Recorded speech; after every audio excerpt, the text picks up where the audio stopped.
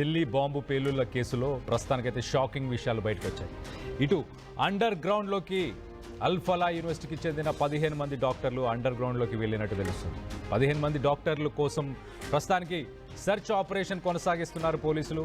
వీరంతా పేలుళ్ల కేసు సంబంధించిన ప్రధాన నిందితుడు డాక్టర్ ముజమిల్తోని వీళ్ళు డైరెక్ట్గా కాంటాక్ట్లో ఉండేవాళ్ళు.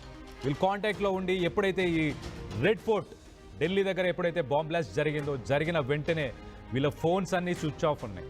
వీళ్ళు ఎక్కడున్నారో ఏంటో తెలియదు. మొత్తానికైతే 15 మంది డాక్టర్స్ ఒక వైట్ కాలర్ టెర్రరిజం అని చెప్పొచ్చు, ఒక మెడికల్ టెర్రరిజం అని కూడా చెప్పొచ్చు. నేరుగా సంబంధాలు వీళ్ళకి డైరెక్ట్గా ఈ రెడ్ ఫోర్ట్కి సంబంధించిన బాంబ్ బ్లాస్ట్లో, లేకపోతే ఈ team D or team D6 అని చెప్పుకోవచ్చు. ఈ టీంకి ఒక పేరు పెట్టుకున్నారు వీళ్ళు.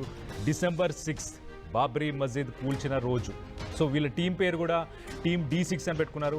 ఆ టీంతోని డైరెక్ట్గా వీళ్ళందరూ ఎప్పటికప్పుడు కాంటాక్ట్లో ఉండేవాళ్ళు. ఈ ముజమిల్తోని డైరెక్ట్గా ఫోన్ చేసి మాట్లాడేవాళ్ళు. ఈ ఇన్సిడెంట్ అయిపోయిన తర్వాత ఇప్పుడు ఆ 15 మంది డాక్టర్లు కనిపించకుండా పోయారు. వీళ్ళందరూ అండర్ గ్రౌండ్ వెళ్ళిపోయారు.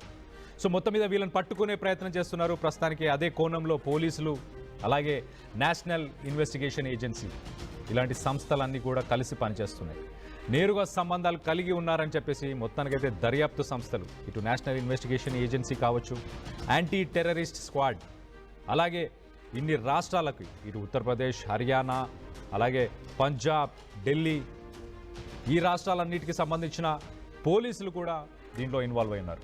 అందరి మొబైల్స్ ఒకేసారి స్విచ్ ఆఫ్ అయినట్లు గుర్తించారు. ఒకేసారి స్విచ్ ఆఫ్ అయినంటే అర్థం చేసుకోవచ్చు, చాలా క్లియర్గా వీళ్ళందరూ కూడా ఇన్వాల్వ్డ్ ఉన్నారు కాబట్టే భయపడ్డారు.